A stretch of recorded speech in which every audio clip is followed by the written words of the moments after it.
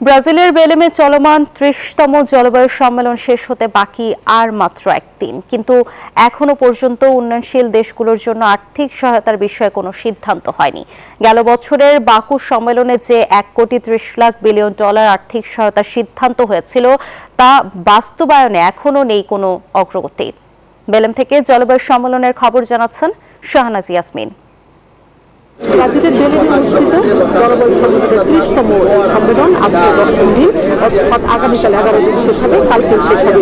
হওয়ার কথা রয়েছে সন্ধ্যায় একটি প্রেস কনফারেন্স করবে জাতিসংঘের পক্ষ থেকে। জাতিসংঘের মহাসচিব অ্যান্টোনিও গুতেরেস যেখানে অংশ নেবেন ভার্চুয়ালি, এবং আগামীকালকে আসলে সবকিছু নিয়ে একটা শেষ হবে, যেটা ফিনিশিং যেটা বলা হয়, সেটা করে শেষ করে দেবে এবারের জলবায়ু সম্মেলন। এছাড়া আগামী ৩১তম জলবায়ু সম্মেলন হবে তুরস্কতে। কোনো পর্যন্ত উন্নয়নশীল দেশগুলো তাদের যে আর্থিক সহায়তা পাওয়ার কথা, জলবায়ু প্রভাবের ফলে তাদের যে লস হচ্ছে, ড্যামেজ হচ্ছে, তারা যে ক্ষতির মুখোমুখি হচ্ছেন প্রতি মুহূর্তে, সেগুলো উন্নত দেশগুলোর থেকে তাদের আসলে আর্থিক সহায়তা, সেটা দান নয়, এটা আসলে তাদের অধিকার।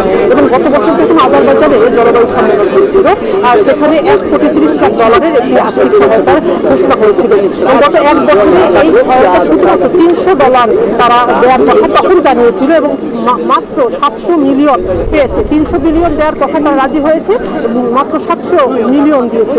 তো এই বিষয়টি নিয়ে এবছরের 10 তারিখে 10 নভেম্বর COP30 প্রোগ্রাম শুরু হলো। প্রথম থেকে দেন দর কষাকষি চলছিল উন্নয়নশীল 74টি দেশ, উন্নত সব দেশগুলোর সাথে, এবং রাশিয়া, সৌদি আরব সহ মধ্যপ্রাচ্যের দেশগুলো যারা আসলে জীবাশ্ম জ্বালানি উত্তোলন করে, কার্বন নিঃসরণ করে, তাদের মাধ্যমে এই সব উন্নত দেশগুলো, তাদের সাথেই আসলে এই উন্নয়নশীল দেশগুলোর এই দেন দরবারে আলোচনা।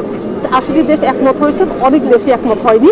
তারা আসলে অপেক্ষা করছে, উন্নত দেশগুলোর দিকে তাকিয়ে আছে। তারা ভাবছে এখনো একদিন বাকি আছে, এখনো আশায় আছে যে আসলে হতে পারে কোনো ভালো সিদ্ধান্ত। COP30 অনুষ্ঠানটি যোগাযোগের মাধ্যমে এর মধ্য দিয়ে সব দেশের সাথে আসলে যোগাযোগ হয়। কতটা ভালো লাগবে বাংলাদেশ সহ উন্নয়নশীল দেশগুলো, সেগুলো জানানো যায় উন্নত দেশগুলোকে, সেগুলো নিশ্চয়ই একটা ভালো ফল দিবে বলে তারা আশা করছেন। বেলেমের COP30 সম্মেলনের ভেন্যু থেকে শাহনাজ ইয়াসমিন, নিউজ 24।